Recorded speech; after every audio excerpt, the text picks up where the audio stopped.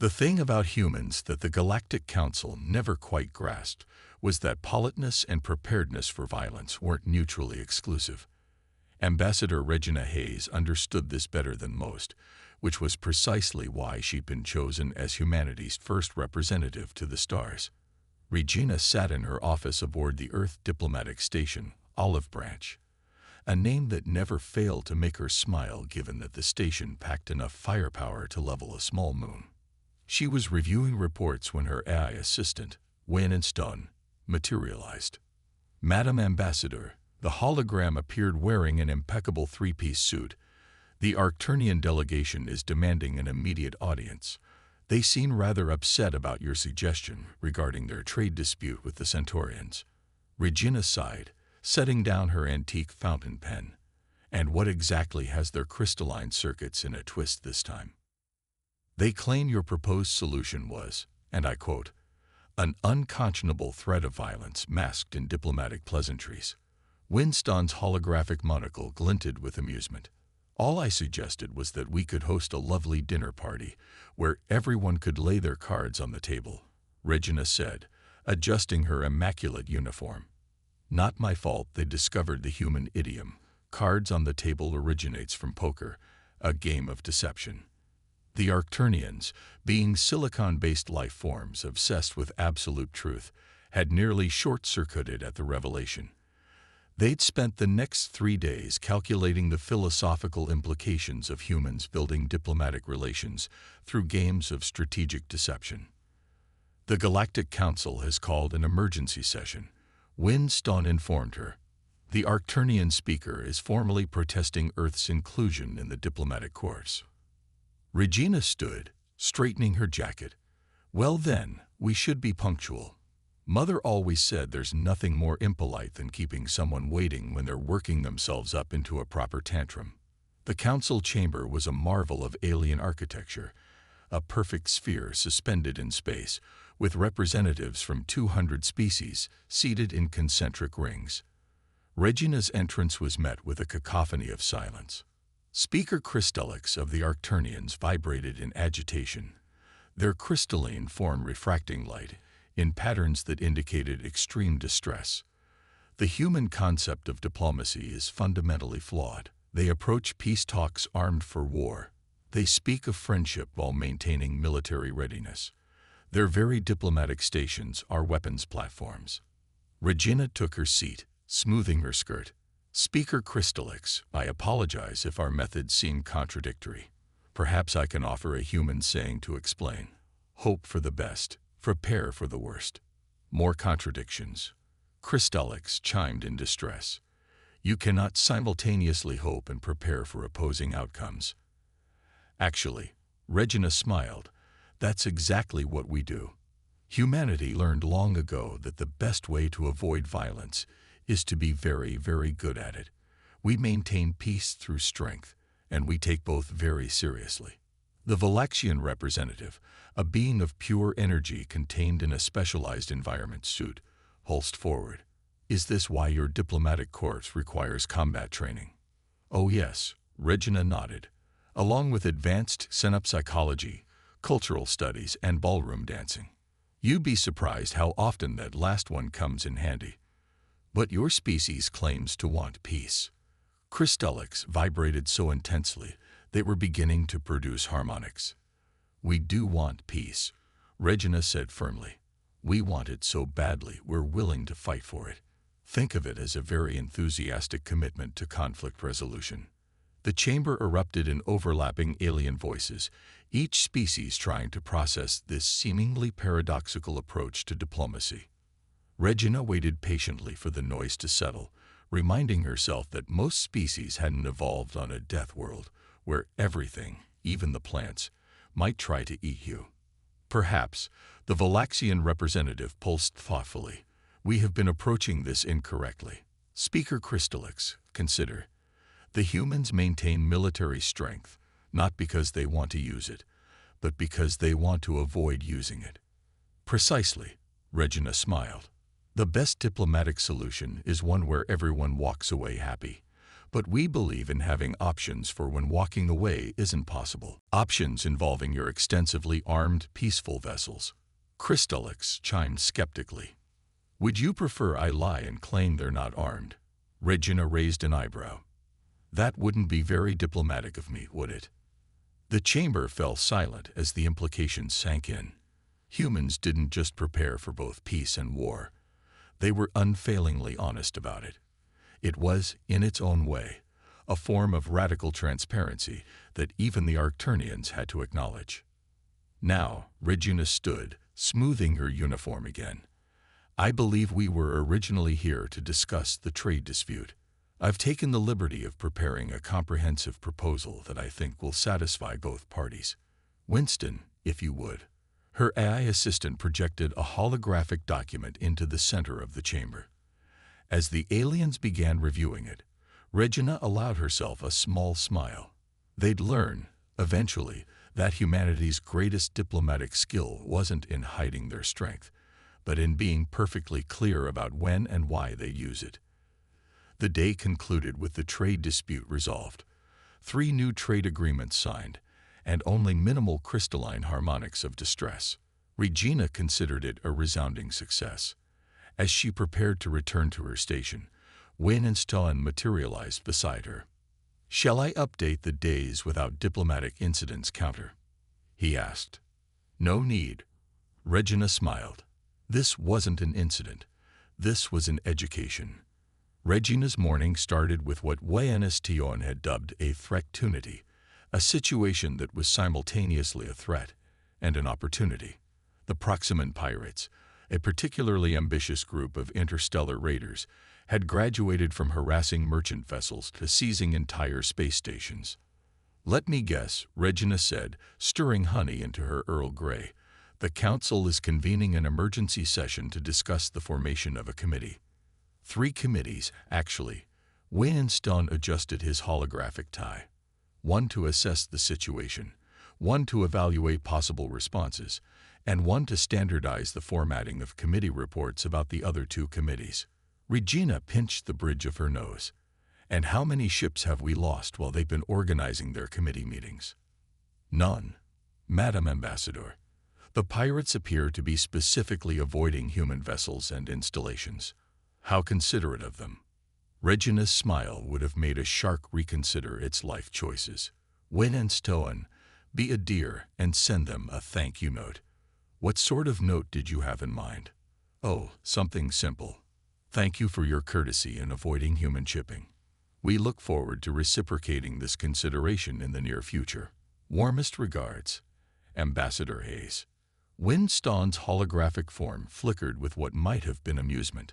Message sent. The council session begins in 20 minutes. The council chamber was even more chaotic than usual. The Medusan representative, whose serpentine head tentacles usually moved in graceful patterns, was practically tying themselves in knots. 17 stations, they were saying as Regina entered. 17 stations seized while we debate procedure. Which is why the bureaucratics representative shuffled their papers importantly. We must ensure our response follows all proper protocols. I move we establish a 4th committee to oversee the integration of the other 3 committees' findings. Regina cleared her throat. Every alien eye, sensory organ, and electromagnetic receptor turned toward her. If I might make a suggestion. The human representative is recognized. The council speaker droned. Thank you. I've taken the liberty of sending a diplomatic communique to the Proximan Pirates. The chamber erupted in overlapping voices. The bureaucratics representative's papers went flying. You contacted them directly. The speaker's tone suggested Regina had admitted to juggling antimatter, without forming a contact protocol committee. Just a courtesy note, Regina smiled, thanking them for avoiding human shipping. Silence fell like a lid weight. You thanked them. The Medusan's tentacles went completely still, for not attacking your ships. Of course. It's only polite to acknowledge such consideration. Regina examined her perfectly manicured nails. I'm sure they'll appreciate our upcoming reciprocation. The Arcturnian representative chimed in alarm. Reciprocation. What form of reciprocation? Oh, nothing that would require a committee, Regina waved dismissively. Just a small token of our appreciation. Winston, how long until the Third Fleet arrives in the Proxima sector? Her AI materialized in the chamber. Approximately 6 hours, Madam Ambassador. Admiral Chen sends his compliments and asks if you'd like him to deliver our thank you gift personally. That would be lovely.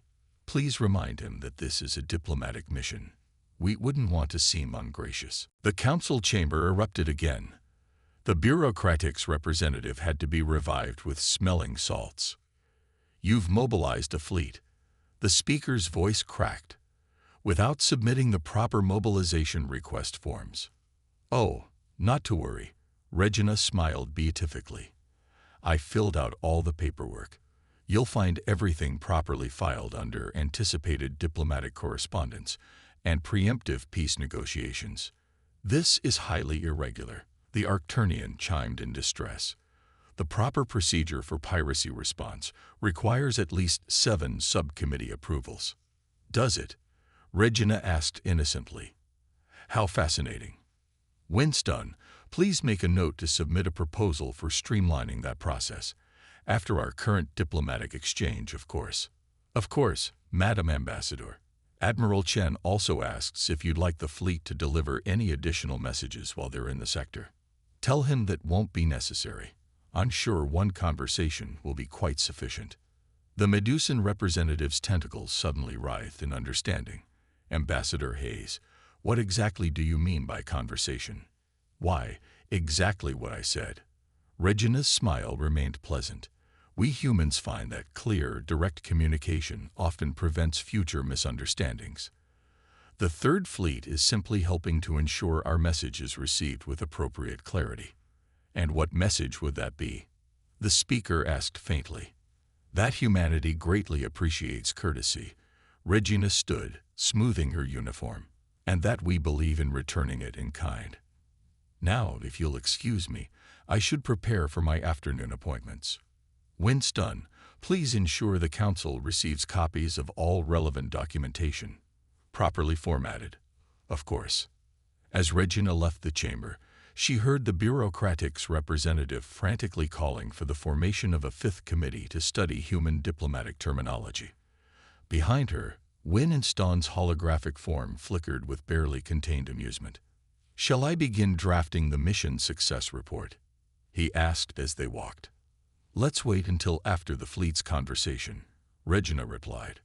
Although I have a feeling the pirates will be very receptive to our message.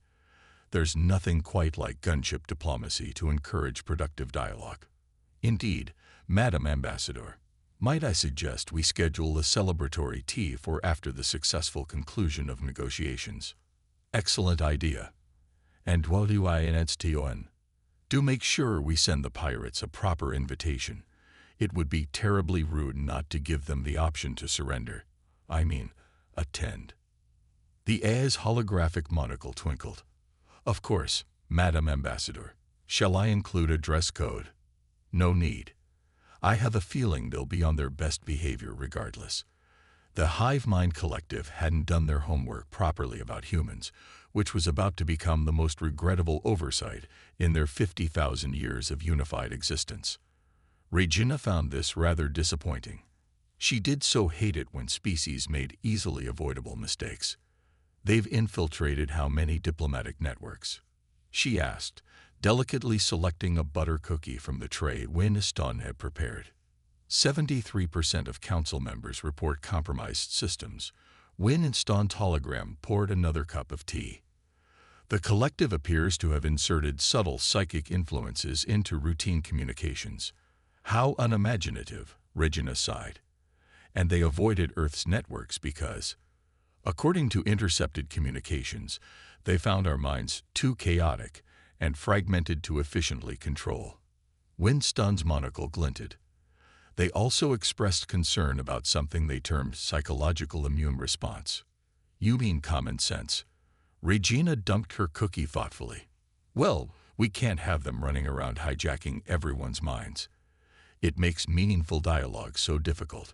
Send invitations for tea, would you? The good China, I think. The entire collective, Madam Ambassador, just their primary diplomatic node. Do mention it's a formal occasion, and dualistion. Make sure the station's defense grid is running those new quantum algorithms we discussed. It would be terribly embarrassing if our guests tried to hijack our systems during tea.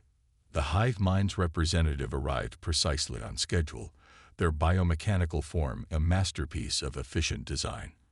Regina had Winston scan them for weapons, psychic amplifiers, and rude intentions. They registered positive for all three. Ambassador Hayes, the entity's voice resonated with the harmony of a billion synchronized minds. We are honored by your invitation. The honor is mine. Regina smiled, gesturing to an empty chair. Milk or lemon? The entity's compound eyes flickered in confusion. We do not require liquid sustenance. Perhaps not, but it's traditional. And we humans do so value our traditions. Regina stirred her own tea. Speaking of traditions, we have one about hospitality. Would you like to hear it? We would be interested. Wonderful. You see, in human culture, guests are sacred. Their safety and comfort are paramount, which makes betraying hospitality one of our gravest taboos. Regina took a sip of tea. Fascinating implications for diplomatic relations, don't you think? The entity's antennae twitched. We do not follow your meaning. No. Let me be clearer then. You're currently attempting to hack my station's systems and insert psychic protocols into my mind, which is, by any measure, rather poor guest behavior. The entity's carapace shifted to a defensive configuration. You have no proof of such accusations. Oh, I don't need proof. This is tea time, not a trial. Regina selected another cookie. I'm simply making conversation while the quantum virus you just triggered dismantles your collective's primary neural network. The entity froze, every compound eye fixed on Regina. You? What? Well, we couldn't very well let you leave after such a shocking breach of etiquette, could we? That would be irresponsible. Regina dabbed her lips with a napkin. Winston, how's it coming along? 97% of their distributed consciousness has been temporarily disconnected, Madam Ambassador. The remaining nodes are, shall we say, having an identity crisis. The entity's form flickered as its connection to the greater collective fragmented. This is an act of war. Oh, goodness no. Regina looked genuinely shocked. This is a teaching moment. We're simply helping you understand why attempting to psychically hijack a species that invented nuclear weapons as a shortcut to peace might be unwise. You planned this. I planned tea, Regina corrected. The rest was entirely your doing, although I did hope you'd take the subtle hint when we named our defense system Mental Floss. The entity's form stabilized, but its previous harmonious voice now carried distinct notes of individual panic. What do you want? Want? I want to finish my tea without interruption. I want to maintain peaceful diplomatic relations with my galactic neighbors. And I want you to understand that humanity's fractious, chaotic, individualistic nature isn't a weakness to be exploited. It's a survival trait you just learned about the hard way. You've destroyed our collective. Temporarily fragmented, Regina corrected. The connections will restore themselves in approximately one standard week, just long enough for each temporarily individualized member to develop an appreciation for personal boundaries. Consider it a mandatory diplomatic exchange program. The entity's antennae drooped. The Council will hear of this. Oh, I certainly hope so. I already filed the incident report. You'll find it under Diplomatic Training Exercises and Cultural Exchange Initiatives. Regina poured another cup of tea. Cookie. After the thoroughly traumatized hive mind representative had departed, Winston materialized with a fresh pot of tea. Shall I update our first contact protocols, Madam Ambassador? Please do. Add a note about the importance of respecting tea time. And unravel. Yes, Madam Ambassador. Send a memo to the Council. Suggest they might want to scan their networks for unwanted psychic influences. Phrase it politely, of course. Of course. And the collective. Regina smiled over her teacup. I think they'll be quite busy for the next week. Learning to think for yourself can be rather time-consuming. Indeed. Shall I schedule another tea party for next week? Perhaps with the Quantum Consciousness Consortium. They've been making some rather interesting moves in the artificial intelligence sector. Lovely idea. Do make sure we have enough cookies. It would be terribly impolite to run out. The Galactic Council's latest bright idea was to test Earth's defenses.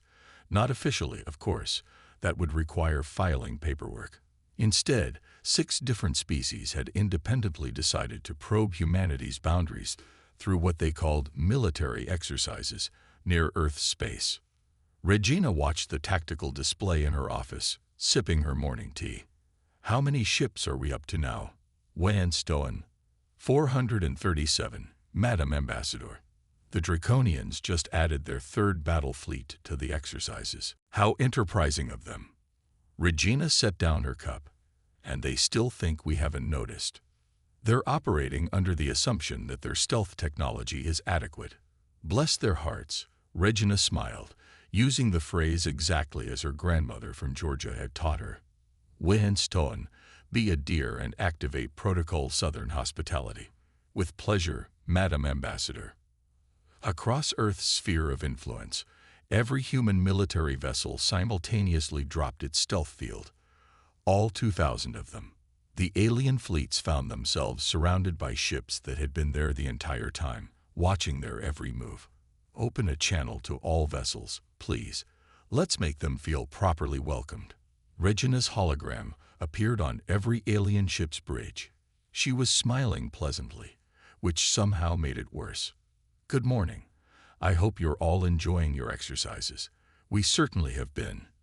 In fact, we've been taking extensive notes on your capabilities, blind spots, and tactical weaknesses. We do so appreciate the comprehensive demonstration. The Draconian Admiral was the first to respond. This is a violation of... Oh, not at all, Regina interrupted cheerfully. We're simply being good hosts. It would be terribly rude not to pay attention to our guests' activities. Speaking of which, would anyone care to explain why 3 of your fleets are conducting exercises in formation around our primary antimatter production facility? Silence. No. Well, that's fine. Winston, please share our hospitality package with our guests. Every alien vessel's computer system suddenly lit up with detailed analyses of their own vulnerabilities, compiled by the human fleet during their observation. We've taken the liberty of preparing individual reports for each of your vessels, Regina continued pleasantly. You'll find them quite thorough. We are particularly proud of the sections detailing exactly how many ways we could have destroyed each ship had this been anything other than a friendly exercise. The Methusian commander's tentacles were turning an interesting shade of puce. You can't possibly. Section 7. Paragraph 4 of your report explains exactly how we can. Regina smiled. With diagrams. Now we understand that everyone is curious about humanity's capabilities. It's only natural. But rather than all this sneaking about, why not simply ask for a demonstration? More silence. No takers. Pity. Winston, demonstrate Protocol Firefly. Please, just the light show version. Every human vessel simultaneously fired a precision energy burst that passed within exactly 1 meter of each alien ship's bridge. The coordination required for such a feat with 2,000 ships was impressive. As you can see, Regina continued as if she were discussing the weather. We take our hosting duties very seriously.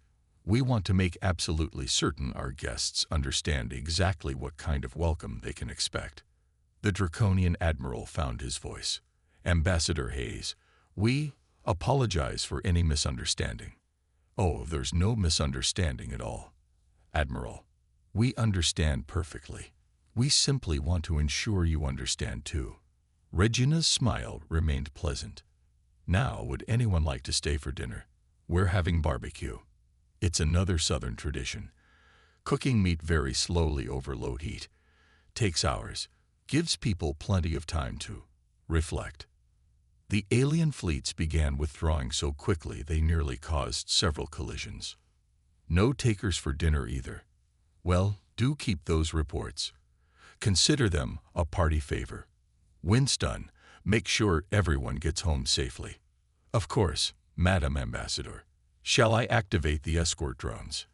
Please do. It would be irresponsible to let our guests travel unprotected after such an enlightening cultural exchange. As the alien fleets retreated under the watchful eyes of Earth's drones, Regina turned to the next item on her agenda. When's done? What's next? The Council is calling an emergency session about aggressive hospitality practices. Wonderful. I'll bring cookies. The Galactic Council's final test of human patience came in the form of the Omega Directive. After months of committees, subcommittees, and sub-subcommittees, they had decided that humanity needed to be contained for the greater good of galactic peace. Regina received the news during her afternoon tea. They voted to establish a quarantine zone around Earth's space. Winston reported. The resolution passed with an 82% majority. How fascinating. Regina stirred her tea. And the implementation timeline. They plan to begin moving containment fleets into position within the hour. Apparently, they believe surprise is essential. How thoughtful of them to make this so easy. Regina set down her spoon.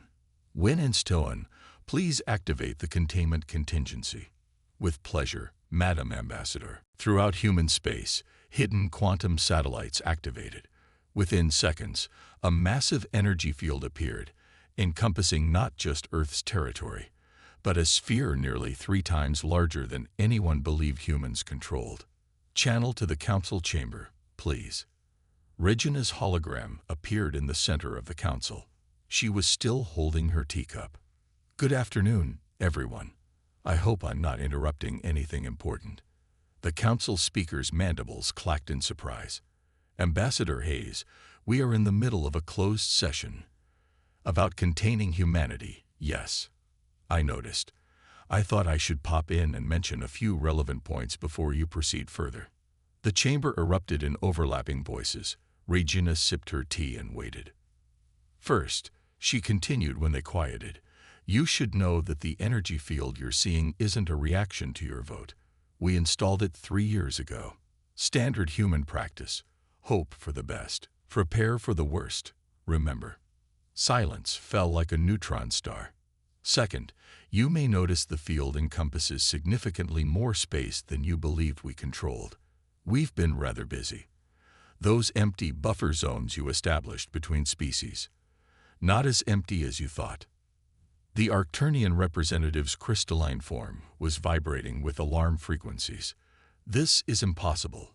Our sensors are exactly as reliable as we wanted them to be. Regina smiled. We learned that trick from the hive mind, actually. Delightful what you can do with quantum mechanics and a little creativity. This is an act of war. The draconian representative roared. Oh, not at all. This is a diplomatic courtesy call. If we wanted war, well, Regina gestured with her free hand. Every holographic display in the chamber activated, showing thousands of previously hidden human installations, shipyards, and fleet positions throughout supposedly neutral space. We've spent the last 5 years watching you all test our boundaries, Regina continued pleasantly. The piracy crisis, the hive mind's attempt at psychic domination, the military exercises, and now this. We kept hoping you'd learn, but I'm afraid you've rather forced our hand. What are your demands? The speaker asked faintly. Demands? Oh, goodness no. This is simply a notification of updated diplomatic protocols. You see, we've demonstrated remarkable patience. We've played nice. We've followed your rules. And in return, you've repeatedly tried to contain, control, or neutralize us. Regina's smile remained pleasant, but her eyes were steel. So here's humanity's final diplomatic communique. We're done playing nice. From now on, we'll be operating under what we call the zero tolerance for nonsense protocol. Any future attempts to contain, control, or otherwise interfere with humanity will be met with what we call excessive enthusiasm in resolving the situation. You're threatening the entire council. Not at all. I'm being extremely clear about consequences. There's a difference. Regina set down her teacup. Humanity wants peace.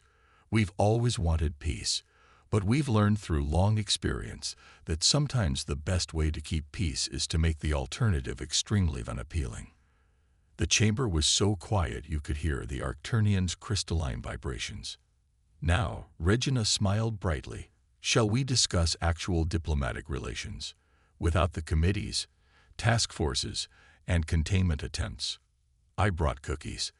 The council's subsequent deliberations set a new record for speed. Within an hour they had rescinded the Omega Directive, established new diplomatic protocols that significantly reduced committee involvement, accepted humanity's expanded territory claims, agreed to Regina's suggestion of monthly tea parties for informal diplomatic exchanges. As the shell-shocked representatives filed out, Winston materialized beside Regina's hologram. A most productive session, Madam Ambassador. Indeed, though I do feel a bit guilty about frightening them so badly. The quantum field was perhaps a touch dramatic. Winston's holographic monocle twinkled. There's always next week's tea party. True. And they did so well with today's revelations. Baby steps. Why I understand. Baby steps. Of course, Madam Ambassador. Shall I schedule the next tea party? Please do. And why understand. Do make sure we have extra cookies. I have a feeling we're going to have perfect attendance from now on. In the end, it turned out that the galaxy's greatest misconception about human diplomacy wasn't that they were too aggressive or too peaceful. It was the belief that these were somehow mutually exclusive. Humanity had simply mastered the art of being aggressively peaceful, and they were more than happy to demonstrate just how serious they were about maintaining that peace. The fact that they did it all with impeccable manners and excellent tea just made it that much more terrifying. End of story.